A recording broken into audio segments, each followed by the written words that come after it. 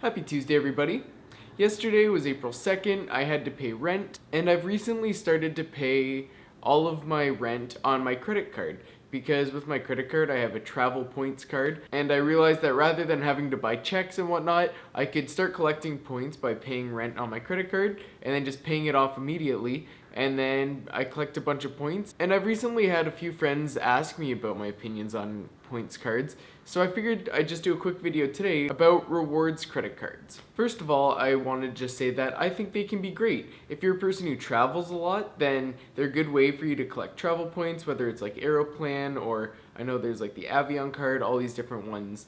So that can be great. Or if there's places that you regularly shop, they can also be a good way to get more discounts or better prices on different things. For example, I think the Canadian Tire credit card gives you a couple cents off your gas price, so that's also helpful. But I think the problem arrives when you end up getting your Visa card, your MasterCard, an American Express, then you get your Walmart's points cards, your Canadian Tire points cards, Best Buy, and PC Financial, and don't forget Costco, of course, too.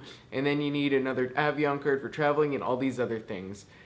All of a sudden you've got 10 credit cards and you're carrying a balance on all 10 of them, and that's how you start running into a lot of issues. With very little research, I found that the average Canadian credit card debt is $2,627, which doesn't sound like that much, but when you consider how much interest that is every month, if that's not getting paid off immediately, usually at a rate of around 20% on credit cards, that's $525 per month that you're having to pay in interest on top of that already principal amount. And so if you're just making like the $10 minimum balance or the $100 minimum balance or whatever it's set at, you're really going to start running into a lot of financial struggles trying to get out of that debt because it's accumulating so much in terms of the interest. And some would say, oh, but I'm saving so much in so many different places.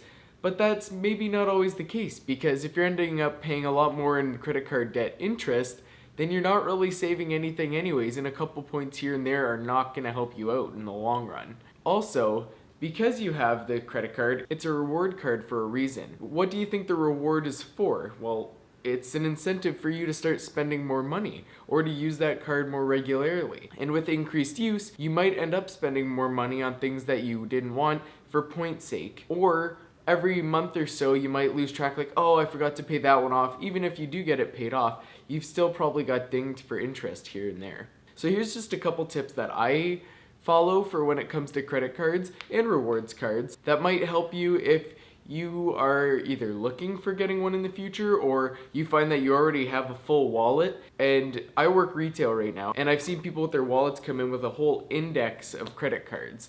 So it can happen. People can have tons and tons of them because it's easier than ever to get signed up for it. So here's a couple tips that I have that I use in my everyday to help manage my credit card debt and to make sure that I'm not going to run into any of the aforementioned issues. I think the most important one that I use is just have one card.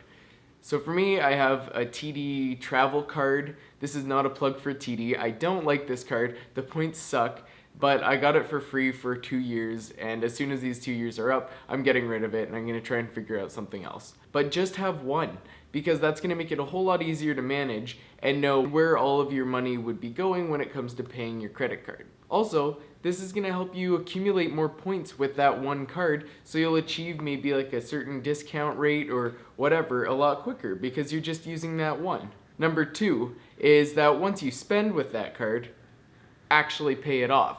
So for me, I paid rent yesterday and I immediately paid that off because I don't want that sitting on my card. And what's nice about that is it's better for your credit to not carry balances for longer periods of time. And then you don't have to think about the stress of like, oh man, like I need to make sure that I've got all my money saved and I gotta get this all paid off, and you don't want to have to deal with that. So maybe it doesn't have to be exactly after you spend it, but maybe once your paycheck comes in, the first thing you can do, and this is also what I do. So the first things I do when I get a paycheck is put a percentage of it into my savings, And then number 2 is pay off my credit card, because I don't want to run the risk of getting dinged with more interest on that, because they don't need more of my money. And tip number 3, I would say, is just to shop around and try and find the card that's best for you. So tip number 3 would be to shop around for the card that's best suited for you. And remember, just find one. There's different websites that you can go on to find what the best rewards cards are for different usages, and like based on your income and all these kinds of great tools. So that's something you should look into as well if you're really serious about getting your rewards from your credit card.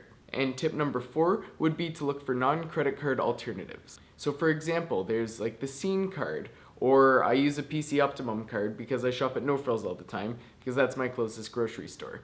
And both of these cards, I collect all the rewards with it, but I don't have to worry about the amount of money that's put on it or anything like that, because it's not a credit card. They just scan it, give me my points, and I'm out of there. So that's my opinion and 4 tips to work with rewards cards. And I hope they're kind of useful for you. Let me know what you think in the comments, if there's any tips that you use or any good cards that you find that maybe people could also benefit from. And keep your eyes out for Thursday, because there's going to be a pretty important video coming out that day. And I'm really excited for it, and I've got all these things I'm excited to share with you.